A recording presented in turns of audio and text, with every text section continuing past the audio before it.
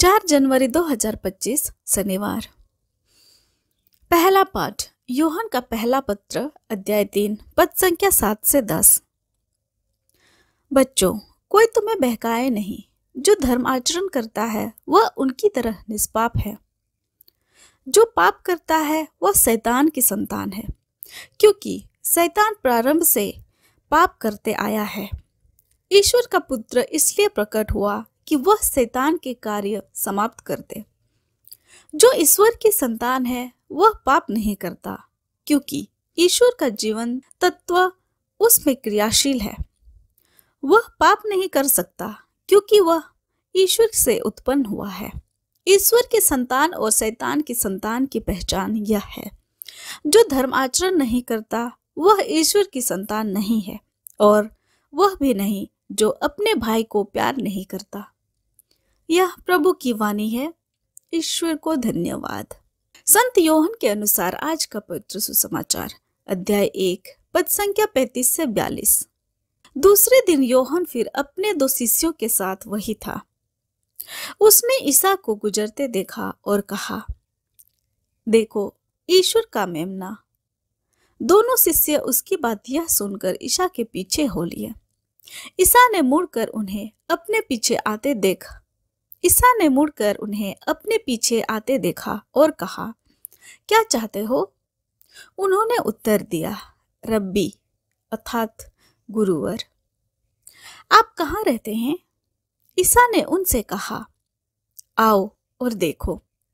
उन्होंने जाकर देखा कि वे कहाँ रहते हैं और उस दिन वे उनके साथ रहे। उस समय शाम के लगभग 4 बज रहे थे। जो यूहन्ना की बात सुनकर ईसा के पीछे हो लिए थे, उन दोनों में एक सिमोन पेत्रुस का भाई अंद्रयास था।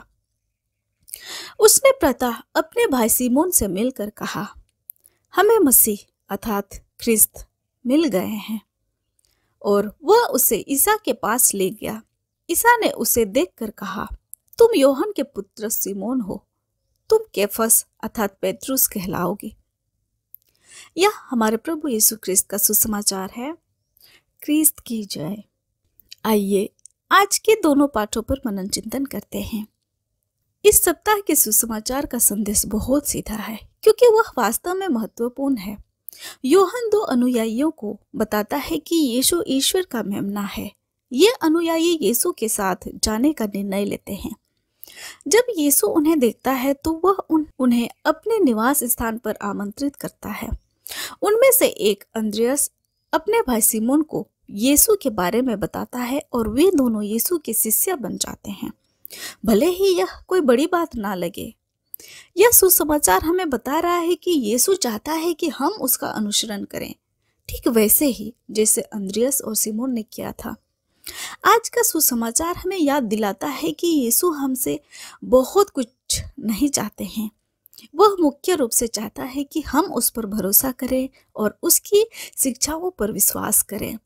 हम अक्सर चूक जाते हैं, क्योंकि हम परिपूर्ण नहीं हैं और जीवन कभी कभी यीशु के साथ हमारे रिश्ते के रास्ते में आ जाता है। चालीसा आने के साथ यह सुसमाचार एक अनुस्मारक है कि यदि हम यीशु का अनुसरण करने के लिए प्रतिबद्ध हैं, तो हमारी गलतियों को माफ कर देंगे।